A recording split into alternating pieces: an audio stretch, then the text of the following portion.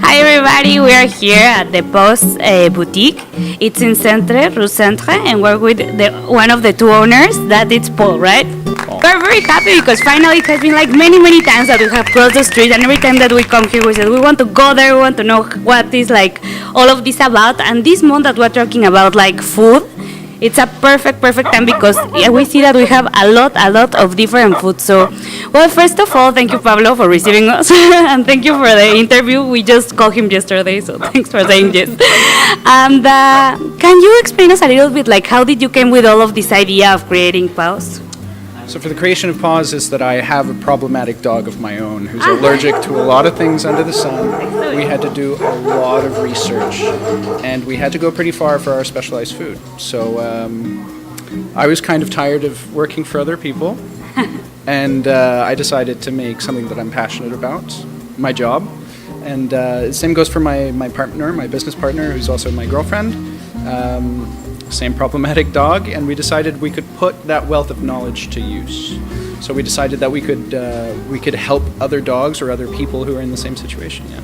So you were the typical person that everybody asked you before this, like, hey, what can I do for my dog? No, so you said, okay, let's make it serious. Yeah, I mean, it was mostly about how we had accumulated this wealth of knowledge that didn't seem to be generally understood or well known from other people who are facing similar things. And when we had these conversations with people, a light bulb kind of went off saying, well, maybe we should broadcast this a little further, maybe we should start some sort of resource in which we can share our perspective and our views on what nutrition is for cat and dogs. So we try and do the homework for you. We've tried to limit the number of foods that we carry in the store. And that's just because we don't want to add more confusion to the whole process. Okay. So we've boiled it down to the brands that we're comfortable with, the ones who have great track records, the ones who have great lists of ingredients.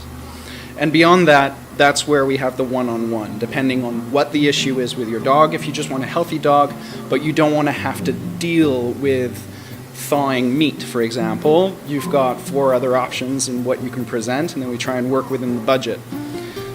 I would say that if we're to boil it down to the difference between, let's say, grocery store food or vet food, what we look for in our foods, first and foremost, is meat. Okay. So whether it starts off as a fresh meat or a meat meal, ideally you're looking for 5 to 7 first ingredients. Ideally, this is based on theory and it depends on dog, on which dog we're talking about. Ideally, you want the first ingredients to be meat. I'm not saying that dogs are obligate carnivores, quite like cats, but it is processed by their body much more efficiently. Vitamins and minerals are far more readily available in meats than they would be in vegetable-based protein, for example, like chickpeas or lentils, or let's even say corn. So that's what we're looking for, and finding foods with meat is actually, it's rarer than you'd think it would. But going back to what I was explaining before, where we prefer personally to give things that are the least transformed possible. Yes. My favorite treats to give are single ingredient dehydrated. Okay. So it'll be the body part of an animal that has been cured, and that's the treat. And that's super cool. Let me show it to you. Can you follow me here? Yeah. It's here. Can I take it with my hand? What's up? This is super cool, and there are like many different, as they were saying, like they rotated parts. They look really fun. They look tasty somehow, right? Yeah, really. Scary. Most people are scared by this. Wow, that's an ear. That's a rabbit ear. That one's pretty scary. Otherwise, you've got trachea, which can look pretty scary too.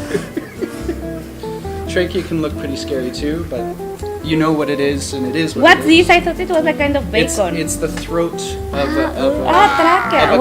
Wow, and this is another ear? It's another ear, so this is a pig's ear. What? Yeah. This is super cool. There are also a lot of things here for dogs, also for cats. Yep. And Start with what we know. So we don't know anything about parakeets and lizards, so. So for now, just that. Well, thank you very much. Now, before we had the feeling that this was going to be a place that it was made with the heart and with a community. Now that you talk a little bit about it, I'm completely sure about it. So really, thank you for opening the doors. And please tell the people where are you located, where they can follow. We will put all the links.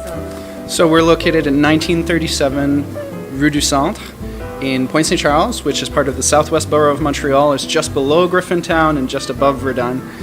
You can find us on almost all social media. We're most active on Instagram and Facebook, but you can find us on Foursquare if you still use that.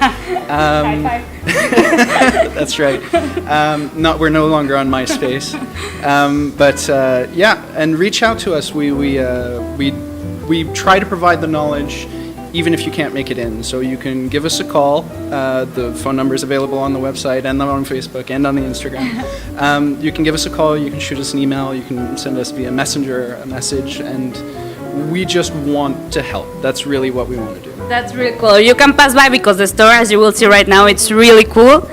It's like those kind of places that you always see and you want to go in. So, well, thank you very much. Like, just say bye to Woof Magazine. Thanks, everybody. Thank you. Bye-bye.